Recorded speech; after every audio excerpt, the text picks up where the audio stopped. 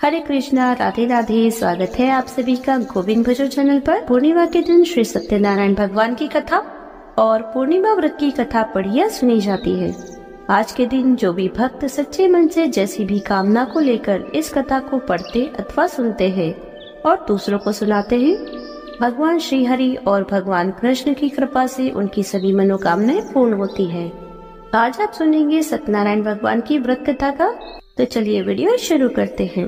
एक समय की बात है, नैमिषारण्य तीर्थ में शौनकादि 88,000 ऋषियों ने श्री सूत जी से पूछा, हे प्रभु, इस कलयुग में वेद विद्या रहित मनुष्य को प्रभु भक्ति किस प्रकार मिल सकती है तथा इनका उद्धार कैसे होगा? हे मुनि श्रेष्ठ, कोई ऐसा तप बताइए जिससे थोड़े समय में ही पुण्य मिले और मनवांछित फल भी मिल जाए। इस प्रकार की कथा सुनने की हम लोग इच्छा रखते हैं। सभी शास्त्रों के ज्ञाता सूत जी बोले, हे वैष्णवों में पूज्य, आप सभी ने प्राणियों के हित की बात पूछी है, इसलिए मैं एक ऐसे श्रेष्ठ व्रत के बारे में आप लोगों को जरूर बताऊंगा जिसके बारे में नारद जी ने श्री लक्ष्मी नारायण जी से पूछा था और श्री लक्ष्मीपति श्री हरि ने नारद जी से कहा था। आप भी इसे सुनिए। एक समय की बात है, श्री नारद जी दूसरों के हित की इच्छा के लिए अनेकों लोकों में घूमते हुए मृत्युलोक में जा पहुँचे। यहाँ उन्होंने अनेक योनियों में जन्मे सभी मनुष्यों को अपने कर्मों के अनुसार पीड़ा झेलते हुए देखा।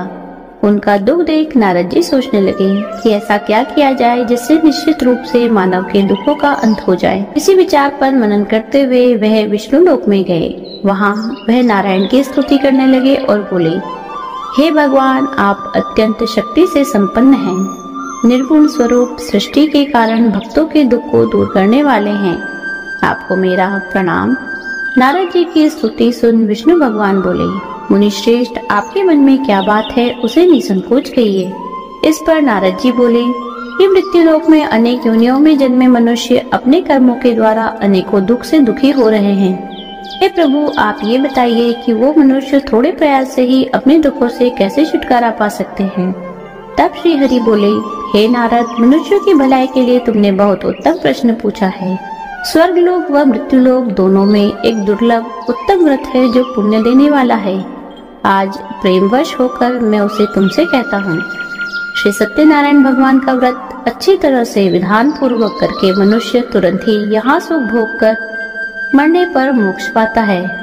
श्री हरि के वचन सुनकर नारद जी बोले कि उस व्रत का क्या फल है प्रभु और उसका विधान क्या है? यह व्रत किसने किया था? इस व्रत को किस दिन करना चाहिए? आप सभी कुछ विस्तार से बताइए। नारद जी की बात सुनकर फिर श्री हरि बोले, दुख व शोक को दूर करने वाला, यह सभी स्थानों पर विजय दिलाने वाला है। मानव को भक्ति व श्रद्धा के साथ शाम को श्री सत्यनारायण की पूजा धर्मपरायण होकर ब्राह्मणों व बंधुओं के साथ करने, साथ ही यथाशक्ति अनुसार भक्ति भाव से भगवान को भोग लगाएं, आरती गाएं और ब्राह्मणों सहित बंधु बांधवों को भी भोजन करवाएं। उसके बाद स्वयं भोजन करें, कीर्तन भजन के साथ भगवान की भक्ति में लीन हो जाएं। इस तरह से सत्यनारायण भगवान का यह व्रत करने पर मनुष्य की सारी इच्छाएं निश्चित रूप से पूरी होती हैं। इस कलिकाल अर्थात कलयुग में मृत्यु लोक में मोक्ष का यही एक सरल उपाय बताया गया है। श्री सूत जी बोले, हे ऋषियों, जिसने सबसे पहले इस व्रत को किया था उसका इतिहास कहता हूँ, ध्यान से सुनो। सुंदर काशीपुर नगरी में एक अत्यंत निर्धन ब्राह्मण रहता था। भूख प्यास से परेशान वह धरती पर घूमता रहता था। ब्राह्मणों से प्रेम करने वाले भगवान ने एक दिन ब्राह्मण का वेश धारण करके उसके पास जाकर पूछा, हे विप्र, नित्य दुखी होकर तुम पृथ्वी पर क्यों घूमते हो? दीन ब्राह्मण बोला, मैं निर्धन ब्राह्मण हूँ, भिक्षा के लिए धरती पर घूमता हूँ। यदि आप इसका कोई उपाय जानते हो तो बताइए। वृद्ध ब्राह्मण रूपी भगवान ने कहा कि श्री सत्यनारायण भगवान मनोवांछित फल देने वाले हैं, इसलिए तुम उनका पूजन करो। इसे करने से मनुष्य सभी दुखों से मुक्त हो जाता है। वृद्ध ब्राह्मण बनकर आए सत्यनारायण भगवान ने उस निर्धन ब्राह्मण को व्रत का सारा विधान बताकर अंतर्ध्यान हो गए। अगले दिन सुबह उठने के साथ ही उस बूढ़े ब्राह्मण ने मन में संकल्प लिया कि सत्यनारायण भगवान का व्रत करूंगा और फिर अपने नित्य कर्मों से निवृत्त होकर वह भिक्षा के लिए चल पड़ा। उस दिन उसे भिक्षा में बहुत सा धन प्राप्त हुआ। उसी धन से उसने परिवार के साथ भगवान सत्यनारायण की पूजा की व व्रत रखा। इस व्रत के रखने से कुछ ही दिनों बाद उसके सभी दुख और कष्ट दूर होने लगे और देखते ही देखते एक संपन्न और अनेक संपत्तियों का मालिक बन गया। तब हर महीने की पूर्णिमा के दिन वे ब्राह्मण सत्यनारायण की पूजा व व्रत करने लगा। इस प्रकार सत्यनारायण भगवान के इस व्रत को करके वह श्रेष्ठ ब्राह्मण सभी पापों और गरीबी से मुक्त हो गया। उसने एक दुर्लभ मोक्ष पद को प्राप्त किया। इस तरह से सत्यनारायण भगवान के व्रत को जो मनुष्य करेगा वह सभी प्रकार के पापों से छूटकर मोक्ष को प्राप्त होगा। श्री सूत जी बोले, इस तरह से नारद जी से नारायण जी का कहा हुआ श्री सत्यनारायण व्रत को मैंने तुमसे कहा। हे विप्रो, मैं अब और क्या कहूँ? ऋषि बोले, हे मुनिवर, संसार में उस विप्र से सुनकर और किस किसने इस व्रत को किया, हम सबको इस बात को सुनना चाहिए। इसके लिए हमारे मन में श्रद्धा का भाव है। श्री सूत जी बोले, हे मुनियों, जिस जिसने इस व्रत को किया वह सब सुनो। एक समय वही विप्र धन व ऐश्वर्य के अनुसार अपने बंधु बांधवों के साथ इस व्रत को करने को तैयार हुआ। उसी समय एक लकड़ी बेचने वाला बूढ़ा आदमी आया और लकड़ियां बाहर रखकर अंदर ब्राह्मण के घर में गया। प्यास से दुखी वह लकड़हारा उनको व्रत करते हुए देख विप्र को नमस्कार कर पूछने लगा कि आप क्या कर रहे हैं तथा इसके करने से आपको क्या फल मिलेगा, कृपा करके मुझे भी बताइए। ब्राह्मण ने कहा कि यह सब मनोकामनाओं को पूर्ण करने वाला व्रत है। यह सत्यनारायण भगवान का व्रत है। इसकी कृपा से ही हमारे घर में धन धान्य आदि की वृद्धि हुई है। विप्र से सत्यनारायण व्रत के बारे में जानकर लकड़हारा बहुत प्रसन्न हुआ। चरणामृत लेकर वह प्रसाद खाने के बाद अपने घर गया। लकड़हारे ने मन में संकल्प किया कि आज लकड़ी बेचने से जो धन मिलेगा उसी से श्री सत्यनारायण भगवान का उत्तम व्रत करूंगा। मन में इस विचार को लेकर बूढ़ा आदमी सिर पर लकड़ियां रखकर उसे नगर में बेचने गया, जहां उसे अपनी लकड़ियों का दाम पहले से 4 गुना अधिक मिला। बूढ़ा प्रसन्नता के साथ सारे पैसे लेकर सत्यनारायण भगवान की मूर्ति और व्रत की अन्य सामग्रियां लेकर अपने घर गया। वहां उसने अपने परिवारजनों को बुलाकर विधि विधान से सत्यनारायण भगवान का पूजन और व्रत किया। इस व्रत के प्रभाव से वह बूढ़ा लकड़हारा धन, पुत्र आदि से युक्त होकर संसार के समस्त सुख को भोग कर अंतकाल में बैकुंठ धाम को चला गया। श्री सूत जी बोले, हे श्रेष्ठ मुनियों, अब आगे की कथा कहता हूँ। पहले समय में उल्कामुख नाम का एक बुद्धिमान राजा था। वह सत्यवक्ता और जितेंद्रिय था। प्रतिदिन देव स्थानों पर जाता और निर्धनों को धन देकर उनके कष्ट दूर करता था। उसकी पत्नी कमल के समान मुख वाली तथा सती साध्वी थी। भद्रशाली नदी के तट पर उन दोनों ने श्री सत्यनारायण भगवान का व्रत किया। उसी समय साधु नाम का एक वैश्य आया। उसके पास व्यापार करने के लिए बहुत सा धन भी था। राजा को व्रत करते देख वह विनय के साथ पूछने लगा, हे राजन, भक्ति भाव से पूर्ण होकर आप यह क्या कर रहे हैं? मैं सुनने की इच्छा रखता हूँ, तो कृपया आप मुझे भी बताइए। राजा बोला, मैं अपने बंधु बांधवों के साथ पुत्रादि की प्राप्ति के लिए श्री सत्यनारायण भगवान का व्रत व पूजन कर रहा हूँ। राजा के वचन सुनकर साधु आदर से बोला, हे राजन, मुझे इस व्रत का सारा विधान कहिए, मैं भी इस व्रत को करूँगा। मेरी भी संतान नहीं है और इस व्रत को करने से निश्चित रूप से ही मुझे संतान की प्राप्ति होगी। राजा से व्रत का सारा विधान सुनकर व्यापार से निवृत्त होकर वह अपने घर गया।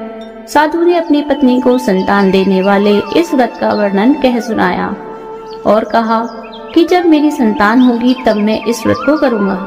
साधु ने इस तरह के वचन अपनी पत्नी लीलावती से कहे। एक दिन लीलावती पति के साथ आनंदित हो संसारिक धर्म में प्रवृत्त होकर सत्यनारायण भगवान की कृपा से गर्भवती हो गई। 10वें महीने में उसके गर्भ से एक सुंदर कन्या ने जन्म लिया। माता पिता ने अपनी कन्या का नाम कलावती रखा। एक दिन कलावती की माँ लीलावती ने अपने पति को याद दिलाया कि आपने सत्यनारायण भगवान के जिस व्रत को करने का संकल्प किया था उसे करने का समय आ गया है, आप इस व्रत को कीजिए। साधु बोला, हे प्रिय, मैं इस व्रत को उसके विवाह पर करूँगा। इस प्रकार अपनी पत्नी को आश्वासन देकर वह नगर में चला गया। साधु ने एक बार नगर में अपनी कन्या को सखियों के साथ देखा तो उसे लगा कि उसकी कन्या अब विवाह योग्य हो चुकी है और उसने कन्या के योग्य वर ढूंढना शुरू कर दिया। इस बात को ध्यान में रखते हुए साधु एक नगर में पहुंचा और वहां देखभाल कर लड़की के सुयोग्य वाणिक के पुत्र को ले आया। सुयोग्य लड़के को देख साधु ने बंधु बांधवों को बुलाकर अपनी पुत्री का विवाह कर दिया। लेकिन दुर्भाग्य की बात ये कि साधु ने अभी तक श्री सत्यनारायण भगवान का व्रत नहीं किया। इस पर श्री भगवान क्रोधित हो गए और श्राप दिया। अपने कार्य में कुशल साधु बनिया जमाई को लेकर समुद्र के पास रत्नासारपुर नगर में गया। वहां जाकर दामाद ससुर दोनों मिलकर चंद्रकेतु राजा के नगर में व्यापार करने लगे। एक दिन भगवान सत्यनारायण की माया से एक चोर राजा का धन चुराकर भाग रहा था। उसने राजा के सिपाहियों को अपना पीछा करते हुए देखा तो चुराया हुआ धन वहां रख दिया जहां साधु अपने जमाई के साथ ठहरा हुआ था।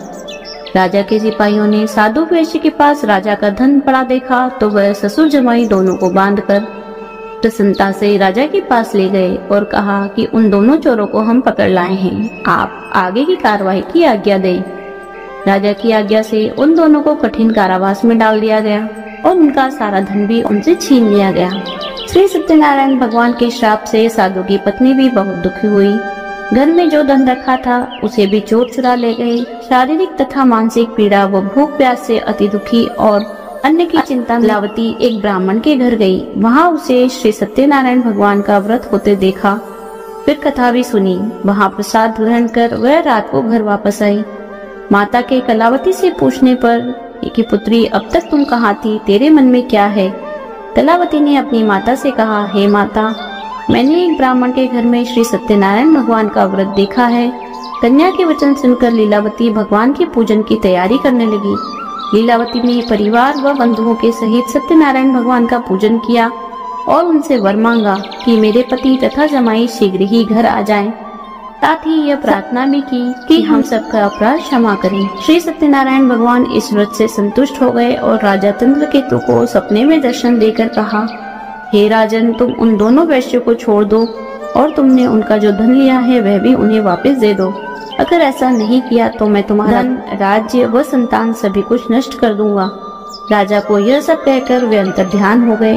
प्रातः काल सभा में राजा ने अपना सारा सपना सुनाया। फिर बोले कि उन दोनों को कैद से मुक्त कर सभा में लाओ। दोनों ने आते ही राजा को प्रणाम किया। राजा बोला, महानुभाव, भाग्यवश ऐसा कठिन दुख तुम्हें प्राप्त हुआ, लेकिन अब तुम्हें कोई भय नहीं है। ऐसा कहकर राजा ने उन दोनों को नए वस्त्राभूषण पहनाए और जितना उनका धन लिया था सभी कुछ दुगना वापस कर दिया। दोनों वैश्य अपने घर को चल दिए। श्री सूर्य जी बोले, वैश्य ने मंगलचार कर अपनी यात्रा आरंभ की और अपने नगर की ओर चल दिया। उनके थोड़ी दूर जाने पर दंडी वेशधारी श्री सत्यनारायण भगवान ने उनसे पूछा, हे साधु, तेरी नाव में क्या है? अभिवाणी वणिक हंसता हुआ बोला, हे दंडी, आप क्यों पूछते हो? क्या धन लेने की इच्छा है? मेरी नाव में तो बेल व पत्ते भरे हुए हैं। वैश्य के कठोर वचन सुनकर भगवान बोले, तुम्हारा वचन सत्य है। दंडी ऐसे वचन कहकर वहां से दूर चले गए। कुछ दूर जाकर समुद्र के किनारे बैठ गए।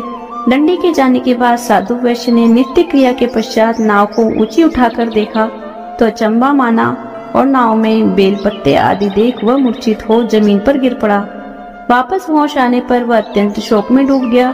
तब उसका दामाद बोला कि आप शोक न मनाएं, यह दंडी का शाप है, इसलिए हमें उनकी शरण में जाना चाहिए, तभी हमारी मनोकामना पूर्ण होगी। दामाद की बात सुनकर वह दंडी के पास पहुंचा और अत्यंत भक्तिभाव से नमस्कार करके बोला, मैंने आपसे जो असत्य वचन कहे थे उसके लिए मुझे क्षमा कर दीजिए। ऐसा कहकर वह रोने लगा। तब दंडी भगवान बोले, हे वणिक पुत्र, मेरी आज्ञा से बार बार तुम्हें दुख प्राप्त हुआ है, तू मेरी पूजा से विमुख हुआ। साधु बोला, हे भगवान, आपकी माया से ब्रह्मा आदि देवता भी आपके रूप को नहीं जानते, तब मैं अज्ञानी कैसे जान सकता हूँ? आप प्रसन्न होइए, मैं सामर्थ्य के अनुसार आपकी पूजा करूँगा। मेरी रक्षा कीजिए और पहले के समान नौका में धन भर दीजिए। साधु वैश्य के भक्ति पूर्वक वचन सुनकर भगवान प्रसन्न हो गए और उसकी इच्छा अनुसार वरदान देकर अंतर्ध्यान हो गए। ससुर जमाई दोनों जब नाव पर आए तो नाव धन से भरी हुई थी। फिर वही अपने अन्य साथियों के साथ सत्यनारायण भगवान का पूजन कर अपने नगर को चल दिए। जब नगर के नजदीक पहुंचे तो दूत को घर पर खबर करने के लिए भेज दिया। दूत साधु की पत्नी को प्रणाम करके कहता है कि मालिक अपने दामाद सहित नगर के निकट आ गए हैं। दूत की बात सुनकर साधु की पत्नी लीलावती ने बड़े हर्ष के साथ सत्यनारायण भगवान का पूजन कर अपनी पुत्री कलावती से कहा कि मैं अपने पति के दर्शन को जाती हूँ, तू कार्य पूर्ण करके शीघ्र आ जाना। माँ के ऐसे वचन सुनकर कलावती जल्दी में प्रसाद छोड़कर अपने पति के पास चली गई। प्रसाद की अवज्ञा के कारण श्री सत्यनारायण भगवान रुष्ट हो गए और नाव सहित उसके पति को पानी में डुबो दिया। कलावती अपने पति को वहां न पाकर रोती हुई जमीन पर गिर गई। नौका को डूबा हुआ देखकर व कन्या को रोता देखकर साधु दुखी होकर बोला, हे प्रभु, मुझसे तथा मेरे परिवार से जो भूल हुई है उसे क्षमा करें। साधु के दीन वचन सुनकर श्री सत्यनारायण भगवान प्रसन्न हो गए और आकाशवाणी हुई, हे साधु, तेरी कन्या मेरे प्रसाद को छोड़कर आई है, इसलिए उसका पति अदृश्य हो गया है। यदि वह घर जाकर प्रसाद खाकर लौटती है तो इसका पति अवश्य मिलेगा। ऐसी आकाशवाणी सुनकर कल्यावती ने वैसा ही किया जैसा आकाशवाणी के दौरान भगवान ने कहा, और फिर प्रसाद ग्रहण करने के बाद जब वह वापस आई तो अपने पति के दर्शन करके अत्यंत प्रसन्न हुई। उसके बाद साधु अपने बंधु बांधवों सहित श्री सत्यनारायण भगवान का विधि विधान से पूजन करता है। इस लोक का सुख भोग व अंत में स्वर्ग को जाता है। श्री सूत जी बोले, हे ऋषियों, मैं और भी एक कथा सुनाता हूँ, उसे भी ध्यान पूर्वक सुनिए। प्रजापालन में लीन तुंगध्वज नाम का एक राजा था। उसने भी भगवान का प्रसाद त्याग कर बहुत ही दुख सहन किया। एक बार जंगल में जाकर वन्य पशुओं को मारकर वह बड़ के पेड़ के नीचे गाया। वहाँ उसने ग्वालों को भक्ति भाव से अपने बंधुओं सहित सत्यनारायण भगवान का पूजन करते देखा। अभिमानवश राजा ने उन्हें देखकर भी पूजा स्थान में नहीं गया और न ही उसने भगवान को प्रणाम किया। ग्वालों ने राजा को प्रसाद दिया, लेकिन वह प्रसाद नहीं खाया और प्रसाद को वहीं छोड़कर अपने नगर को चला गया। जब वह नगर में पहुंचा तो वहाँ सब कुछ तहस नहस हुआ पाया। वह शीघ्र ही समझ गया कि यह सब भगवान के अनादर का ही परिणाम है। वह दोबारा ग्वालों के पास पहुंचा और विधि पूर्वक पूजा करके प्रसाद खाया तो श्री सत्यनारायण भगवान की कृपा से सब कुछ पहले जैसा हो गया। दीर्घकाल तक सुख भोगने के बाद मरणोपरांत उसे स्वर्गलोक की प्राप्ति हुई। जो मनुष्य परम दुर्लभ इस व्रत को करेगा तो भगवान श्री सत्यनारायण की अनुकंपा से उसे धन धान्य की प्राप्ति होगी। निर्धन धनी हो जाता है और भय मुक्त हो जाता है। संतानहीन मनुष्य को संतान का सुख मिलता है और सारे मनोरथ पूर्ण होकर मानव अंतकाल बैकुंठ धाम को जाता है। तब सूत जी बोले, जिन्होंने पहले इस व्रत को किया, अब तक दूसरे जन्म की कथा कहता हूँ। वृद्ध शतानंद ब्राह्मण ने सुदामा का जन्म लेकर मोक्ष की प्राप्ति की। लकरहारे ने अगले जन्म में निषाद बनकर मोक्ष प्राप्त किया। उल्का मुख नाम का राजा दशरथ होकर बैकुंठ को गए। साधु नामक वैश्य ने मोरध्वज बनकर अपने पुत्र को आरे से चीरकर मोक्ष पाया। महाराज तुंगध्वज ने स्वयंभू होकर भगवान में भक्ति युक्त हो कर्म कर मोक्ष पाया। कथा सुनने के बाद सभी ने श्री हरि को झुककर प्रणाम किया। बोलिए श्री सत्यनारायण भगवान की जय। यदि आपको वीडियो अच्छी लगी हो तो लाइक कीजिए, शेयर कीजिए। आप अपने विचार हमें कमेंट कर सकते हैं। यदि आप चैनल पर नए हैं तो चैनल को सब्सक्राइब कर लीजिए, बेल आइकन को प्रेस कर दीजिए, जिससे आने वाली नई वीडियोस की नोटिफिकेशन आपको तुरंत मिल जाए। मिलती हूँ आपसे अगले वीडियो में, तब तक बने रहिए गोविंद भजन चैनल पर। हरे कृष्णा, राधे राधे।